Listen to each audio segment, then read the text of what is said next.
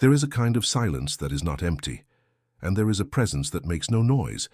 There are homes where, even in the middle of pain, unpaid bills, illness, or loneliness, something seems to hold everything together. A quiet peace, a sense that the atmosphere is not left to chance. Many people can't explain it, but they feel it. Ellen White wrote something that, when read carefully, completely changes how we see our homes. She said that angels of God are often present in the homes where the members of the family seek to follow the Lord's guidance, the Adventist home, chapter 33. Not as occasional visitors, but as watchful guardians of places where God is honored, even imperfectly. That raises a deep and slightly uncomfortable question. What if your home isn't as empty as you think? The Bible shows that the spiritual world is not far away. It moves quietly, constantly, and is often ignored. The angel of the Lord encamps around those who fear him and delivers them, Psalm 34:7. This promise doesn't speak about churches, but about closeness, about daily life. Modern science, interestingly, has begun to touch the edges of this mystery. Research shows that environments marked by calm, order, and spiritual intention can change neurological patterns, lower stress, and increase mental clarity. Science may not speak of angels, but it confirms the effects of an atmosphere that feels protected. Maybe you're watching this at night, maybe holding your phone after a long day, maybe with a restless heart, quietly wondering if God still cares about your home. Before we go on, do something simple. Write in the comments where you're watching from, not out of curiosity, but as a sign of presence. Many people use this space as a silent altar. And if you wish, simply write, "Lord, guard my home." Because as we continue, one thing will become clear. The signs of angelic presence are not dramatic. No lights, no voices. They are subtle, deep, and often ignored by those who haven't learned to observe with the heart. And there is one detail, and a decisive one, that only becomes clear when all these signs come together. That is the path we will walk now. When angels are present in a home, the first sign is almost never something visible.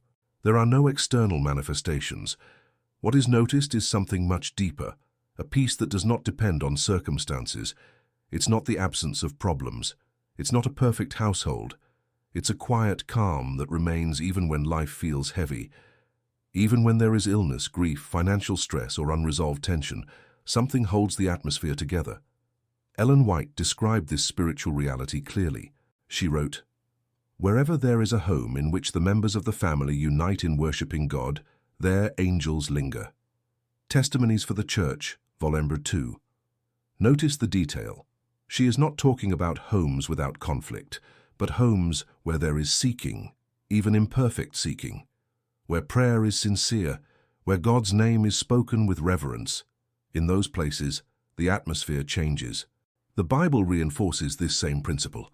The angel of the Lord encamps around those who fear him and delivers them, Psalm 34:7. The word encamps implies permanence, not a brief visit. It speaks of constant watchfulness. In everyday life, this shows up in simple ways. Someone walks into their home and feels that the air is different. The body relaxes, the mind slows down. Without realizing it, the nervous system responds. Today, science observes something that quietly confirms this spiritual principle. Emotionally safe environments reduce cortisol, the stress hormone, and stimulate substances linked to well-being. Peace stops being only spiritual and becomes physical. Many believers describe this without religious language. They simply say, "I can breathe when I'm home." That is not coincidence.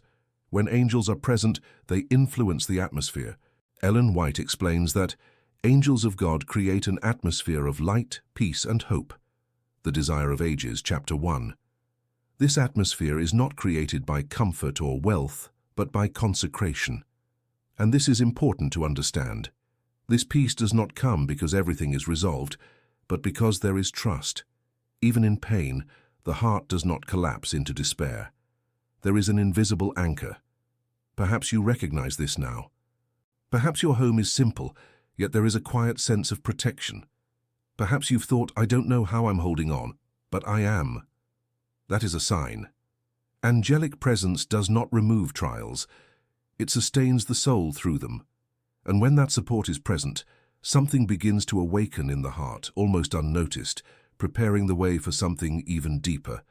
When that quiet peace settles into a home, something begins to happen inside the mind and heart. Not forcefully, not emotionally exaggerated. It's almost like an inner whisper that becomes clearer over time. A person begins to notice a growing spiritual sensitivity. It's not fanaticism. It's not guilt.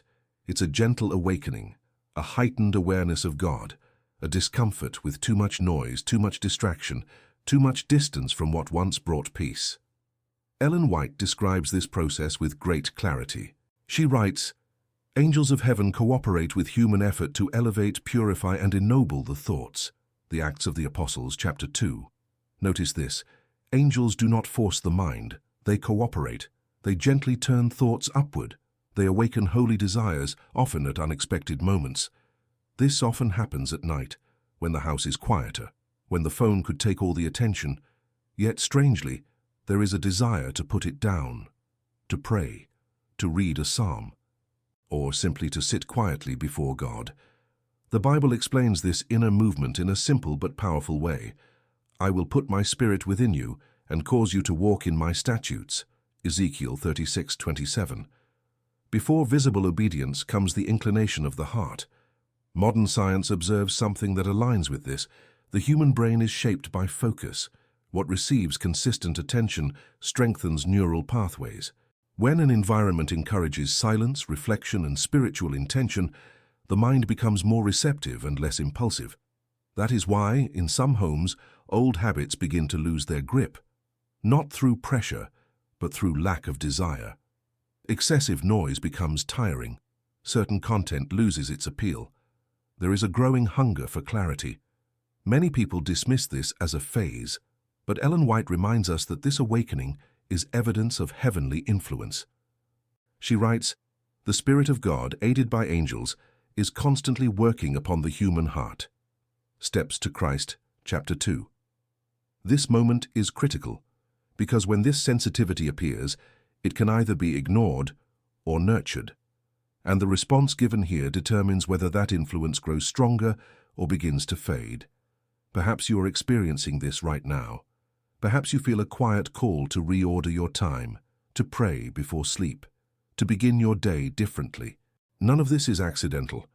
When angels are present in a home, they do more than guard, they guide, and that guidance begins within, preparing the heart to recognize protections that are often only understood afterward.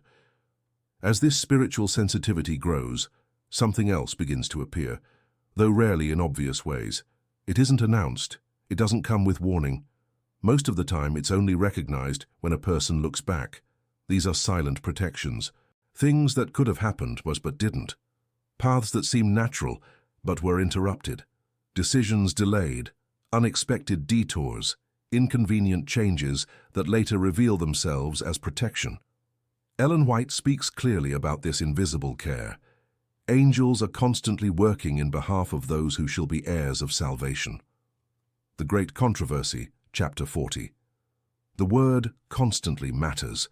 It points to continuous watchfulness, not protection limited to visible crises. Many deliverances occur when a person is not even praying specifically for protection. The Bible gives strong assurance of this truth, "For he shall give his angels charge over you to keep you in all your ways." Psalm 91:11. Notice, not in some ways, but in all your ways. In daily life, this often looks very ordinary. A delay that feels frustrating but prevents an accident. A phone call that goes unanswered. An appointment that gets cancelled. A sudden uneasiness that keeps someone from leaving the house. Modern science observes something interesting here. The human brain has systems designed to detect subtle danger signals before full conscious awareness. But science cannot explain why these perceptions appear more frequently in people who live in spiritually ordered environments. Ellen White connects this reality directly to angelic activity when she writes, "God sends his angels to guard his children from evil, though they may be unaware of their presence." Selected Messages, Book 1. This is important. Lack of awareness does not mean lack of action. Many people recognize these protections only years later. Looking back, they say, "If I had gone that way," or If I had left at that time? And here is something deeper. When angels are present in a home, they do more than protect the body. They preserve purpose, they prevent interruptions that could completely alter the spiritual direction of a life. Perhaps you've experienced something like this, perhaps a moment that seemed like luck or coincidence. But when these moments begin to add up, the heart starts to understand that this is not chance. There is an active, quiet, constant care. And once that care becomes evident, even after the fact, something begins to shift within the home. Certain influences no longer fit. Some habits begin to feel out of place, as if the environment itself were slowly being rearranged. Over time, these protections and quiet deliverances begin to produce a visible, though gradual, effect. It doesn't happen overnight. It's subtle. But eventually, a person realizes that the home is no longer the same. There is a shift in habits, in the rhythm of the household, in what remains and what no longer fits. Ellenwhite wrote something very revealing about this. The angels of God keep back the influences that would lead us into evil when they are permitted to act. Mind, Character and Personality, Volume 1. Notice the phrase, when they are permitted. Angels do not force, they influence, and that influence begins to reorganize the environment. What once seemed normal starts to feel uncomfortable. Certain sounds, certain content, certain schedules. Not because of religious pressure, but because the heart no longer resonates with them. The Bible describes this as practical sanctification, lived out in daily life. But as He who called you is holy, you also be holy in all your conduct. 1 Peter 1:15. Notice, all your conduct. That includes the home. In real life, this shows up in very simple ways. The house becomes quieter at night. Excess stimulation decreases. Schedules begin to adjust. There is more order, not from obsession but from clarity. Modern science observes that organized, predictable environments reduce anxiety and increase a sense of safety and control. The human brain responds better when the environment supports rest and intention. But Ellenwhite goes beyond science when she states, where angels are invited to remain, there will be order, purity, and peace. The Adventist Home, Chapter 17. This order is not rigid. It restores. It does not oppress. It relieves. Many people resist this process, fearing they will lose enjoyment. But the opposite happens. Shallow pleasures lose their hold, and a deeper satisfaction takes their place. Perhaps you've already noticed this. Things that once filled your time now feel empty. Noise feels exhausting. Constant hurry feels disturbing. This is not a sign of loss. It is a sign of alignment. When angels are present in a home, they help create an environment where the soul can rest. And when the soul rests, it begins to hear something even deeper. A call that does not come from fear, but from awareness. As the home environment is reshaped, habits adjust, and spiritual sensitivity deepens, something even quieter begins to emerge. It is not fear, it is not guilt, it is not religious anxiety. It is an inner call to consecration. It doesn't come as an audible voice, but as clearer awareness. A person begins to realize that certain choices can no longer be postponed, that some habits need to be surrendered. That time can no longer be spent the same way. Ellenwhite describes this moment with both solemnity and love. Angels draw near to those who place themselves in an attitude of obedience and withdraw from those who persistently reject light. Last Day Events, Chapter 10. This statement reveals a delicate truth. Angelic presence is connected to the posture of the heart, not perfection, but surrender. The Bible echoes this principle. Sanctify yourselves, for tomorrow the Lord will do wonders among you. Joshua 3:5. Before the wonders comes the decision. Before visible protection comes quiet consecration. In everyday life, this call appears in very practical ways. A restlessness to organize spiritual routines, a desire to pray with intention, a clear sense that certain distractions are stealing what is sacred. Modern science observes that when values and actions are misaligned, the brain remains in constant tension. But when belief and practice come into harmony, the nervous system stabilizes and peace deepens. Ellen White affirms this alignment when she writes, "True peace can be found only in complete surrender to the will of God." Steps to Christ, chapter 3. This is the climax of all the signs. Angels are not present merely to protect a house. They are there to lead the home into spiritual decision. And here is the detail many overlook. Healthy habits, silence, order, and protection are not enough by themselves. They prepare the way. But what sustains heavenly presence is daily trust in God. Perhaps you feel that call right now. Perhaps you sense that it is no longer time to delay, not because of fear of the future, but because of love for the peace already settling into your home. This is the deepest sign of all. When we look at everything that has been shared, one thing becomes clear. Angelic presence in a home is not revealed through spectacle, but through quiet transformation. Peace that remains, sensitivity that awakens, protections recognized only later, habits that align, and finally a call to surrender. None of this is accidental. Before we close, do something simple and sacred. Write a short prayer in the comments. It can be as simple as, "Lord, I consecrate my home to you." This space becomes a place of collective intercession. Many read, pray, and find strength through one another's faith. As a practical challenge, choose one concrete action today. Pray before sleep. Reduce noise at night. Read a psalm quietly. Create a small space of silence in your home. A final question for honest reflection. Which of these signs do you sense God is already working in your home? If this message spoke to your heart, share it with someone who needs hope.